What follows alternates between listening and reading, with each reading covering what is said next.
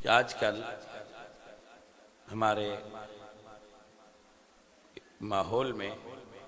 ایک لفظ ہے لو، اسے کہتے ہیں انگلش میں، اور اردو میں محبت کہتے ہیں۔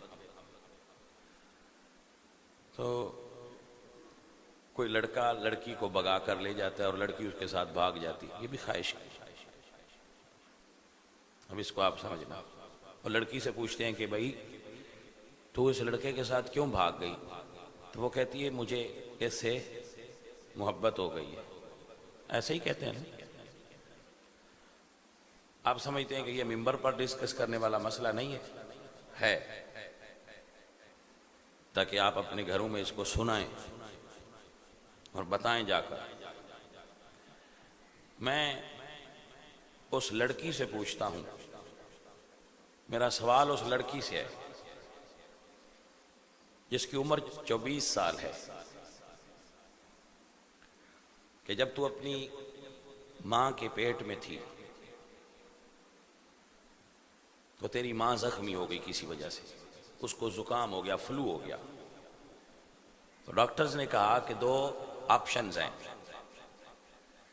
یا تو آپ اینٹی بایوٹکس لیجئے اور آپ کا یہ زخم یا زکام یا فلو ٹھیک ہو جائے گا، مگر اس سے آپ کے پریگنینسی کو خطرہ ہے، آپ کی جو پیٹ میں بچہ ہے اس کو پرابلم ہو سکتی ہے آپ اینٹی بایوٹک لیں گے، یا پھر آپ یہ تکلیف برداشت کر لیجئے زخم کی، یا جو آپ کو فلو یا کوئی چیز بیماری یا ڈیزیز ہے تو اس کا آپ صحیح ہونے کا انتظار کیجئے۔ تو اب ماں نے فیصلہ کیا لیا کہ میں وہ دوائی نہیں کھاؤں گی جس سے میرے پیٹ میں موجود بچے کو تکلیف ہو، میں خود تکلیف برداشت کرتی ہوں۔ اس پر اللہ کا قرآن فرماتا ہے حملتہ امہ وہنا علی وہن، اس لڑکی کی ماں نے ہر مہینے اس کا بوجھ بڑھتا گیا، اس کا بوجھ بڑھتا گیا، مگر وہ بوجھ پر بوجھ اٹھاتی گئی، حتیٰ کہ 9 مہینے اس نے وہ کھانا چھوڑ دیا جو اس کو پسند تھا کہ میرے بچے کو پرابلم نہ ہو، اس نے وہ کھانا شروع کر دیا جو اس کو پسند نہیں تھا کہ میرے بچے کی صحت ٹھیک ہو، اس نے وہ وائٹامنز اور منرلز لینے شروع کر دیے جن کی اس کو پہلے ضرورت نہیں تھی، کہ ڈاکٹر صاحب نے یہ کہا کہ یہ کھائیں، اس سے آپ کے بچے کی صحت اچھی ہوگی۔ پھر اس ماں نے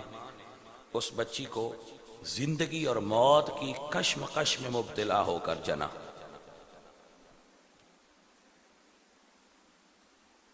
جو عورت ماں بنتی ہے نا، اس کو حج کا ثواب ملتا ہے کہ یہ اتنا تکلیف دہ مرحلہ ہے، وَدَعَتْهُ أُمُّهُ قُرْحًا،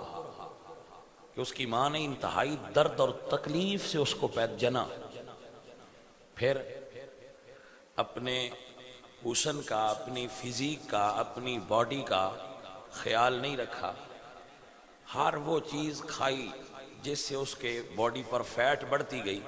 مگر چونکہ ماؤں نے اور دادیوں نانیوں نے اور لوگوں نے کہا کہ آپ اچھی خوراک کھائیں تاکہ آپ کے بچے کی صحت اچھی ہوگی، دودھ، تو وہ عورت پیتی گئی، کھاتی گئی کہ میرے بچے کو وافر دودھ ملے، اس کھانے پینے سے وہ خود اس کی فزیک خراب ہو گئی،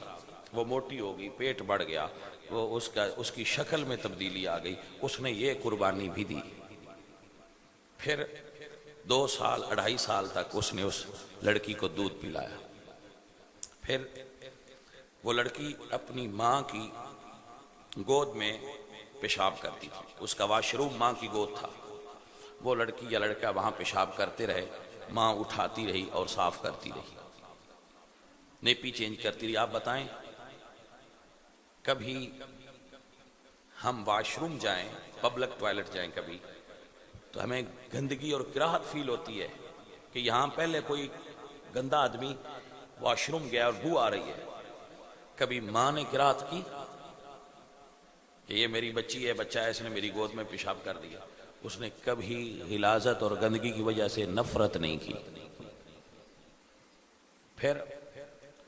بچی نے چلنا سیکھا، بولنا سیکھا، ماں باپ نے لاڈ اٹھانے سیکھے، اس کو پڑھایا،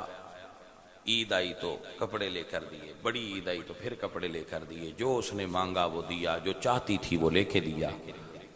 اور اس کی کالجز کی فیسیں، یونیورسٹیز کی فیسیں، اور اس کو پڑھاتے رہے، حتیٰ کہ 24 سال ماں نے اور باپ نے اس پھل کی نگرانی کی، اس درخت کی نگرانی کی۔ باپ نے خون پسینہ ایک کر دیا کہ میری جو بچی ہے